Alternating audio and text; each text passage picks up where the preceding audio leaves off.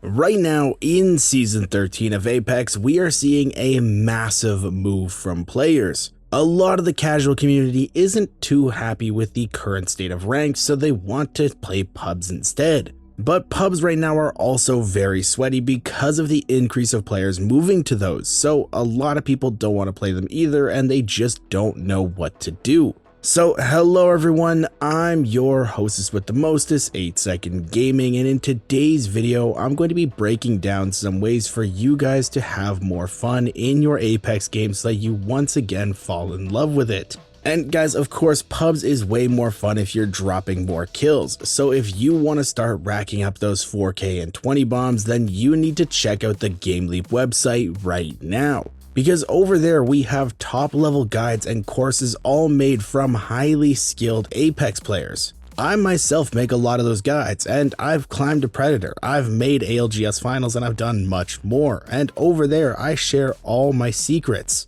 So if you really want to get better at Apex, click the link in the description, pick yourself up a membership, or I'll put you in the timeout chair.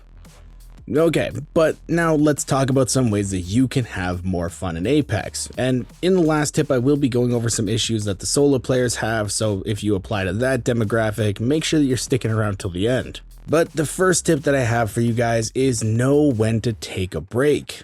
Burnout in video games is a huge issue that a lot of players run into. When Apex first came out, I played non-stop. I wasn't working at that time, so I played between 12 and 18 hours a day because I just loved the game so much and that's all I wanted to do. Actually, around the 3-week mark of the game being out, I had the most games played across all platforms. And with all those games played, I burnt out very quickly and ended up hating the game and not wanting to play it at all.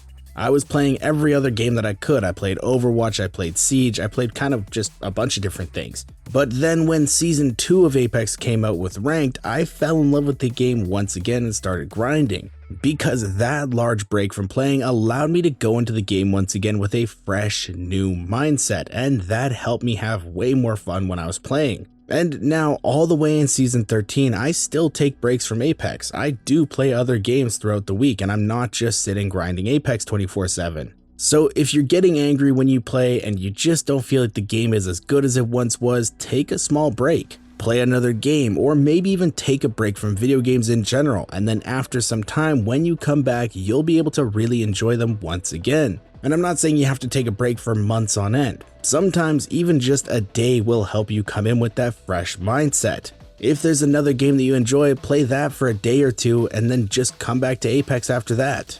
Now, taking a break is fine, but what if you still enjoy the game, you're just looking for ways to blow off some steam after a tough loss? Well, one thing that I love to do is silly challenges. There are a ton of great websites that you can use that will actually generate a random character, random loadout, random drop spots, and then you have to do all those things in your game. You can luck out and get a flatline peacekeeper fully decked out, or you can get 2 P2020s and not even get to use hammer points. This type of stuff can make for some really funny moments in friend groups and allow you guys to really clear your heads after losing a few games and make it so you aren't angry at the game or, hey, even each other. Sometimes tensions can get high. But there are also ones that don't require a website. You can do something like Grenade Only Challenge where you only use grenades to kill people. Or even the Deathbox swap, where when you kill someone, you then have to swap to their guns before you can continue fighting. Or even my personal favorite, the First 2 Weapons Challenge, where the first 2 guns that you see are the 2 guns that you use for that game.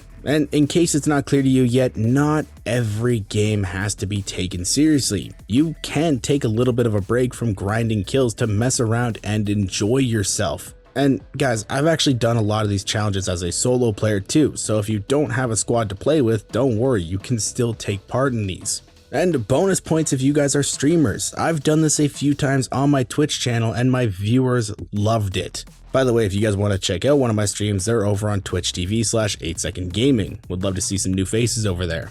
But okay, now I did promise you guys at the start of this video that I would have a tip specifically geared towards solo queue players. And I do intend on keeping that promise. So if you are a solo player, the one thing that you really have to understand is Apex's matchmaking actually punishes you for that, no matter if you're playing ranked or pubs. In ranked, it's pretty clear. People in 3 stacks have an advantage over players that aren't in 3 stacks, and they have an easier time climbing. But in pub games, it's actually the same thing, just tuned up a little bit differently, because Apex actually uses 2 forms of matchmaking in pubs. First off, there's skill-based matchmaking, the one that everybody knows about, that picks who you are playing against. And that goes off of a few things, but it's mainly your kill-death ratio and your performance over the last couple of games. And then secondly, there is something called engagement-based matchmaking, and this picks the people on your team. Now, with engagement-based matchmaking, Respawn wants people to enjoy the game, so they play more. And if you're a decent player, they will actually match you up with players who are bad at the game so that you then carry them.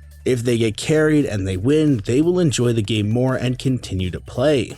Because of that, solo queue players are still getting the metaphorical shaft, because they are still getting matched against players that are on the same skill level. And if those players are in a 3 stack, then they will have an easier time killing your team, leaving you to 1v3. So if you're a solo queue player and you still want to have fun playing the game, go into pubs knowing that you are at a disadvantage and kinda lower your expectations a little bit. If you lose a game and then you beat yourself up over that loss, you'll end up not having fun and quitting the game because you feel like you can't do anything. Trust me, I've been there. Before, when I went into pub games, I would always go in with the mindset of I have to win this game or I'm a bad player. But after learning about engagement-based matchmaking and understanding how Respawn wants the game to be played, I just kind of forget about that. I don't care about wins anymore. I just go in and have fun. I just go to kill people. I don't care if I win. And that helps me enjoy the game a lot more.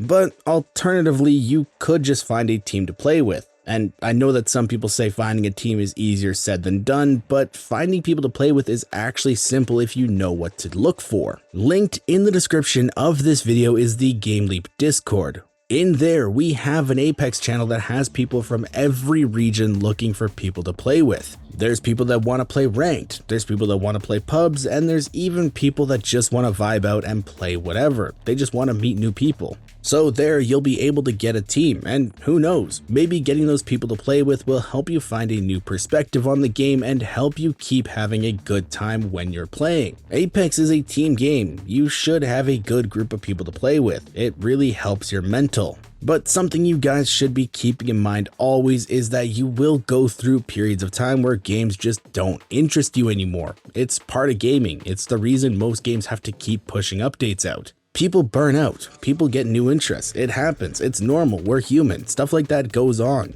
So don't feel badly about stepping away from Apex for a short little bit to recharge your batteries and then coming back stronger than ever. It is a smart thing to do, and it will help you stay loving the game and enjoying yourself whenever you play. But with that being said though, guys, I really hope you enjoyed this video and learned something new. If you did and you want to stay up to date with the latest and greatest Apex Legends tips, tricks, and news, don't forget to smash that like and subscribe button. Thank you all for watching. Once again, I'm 8 Second Gaming, and I will see you guys in the next one.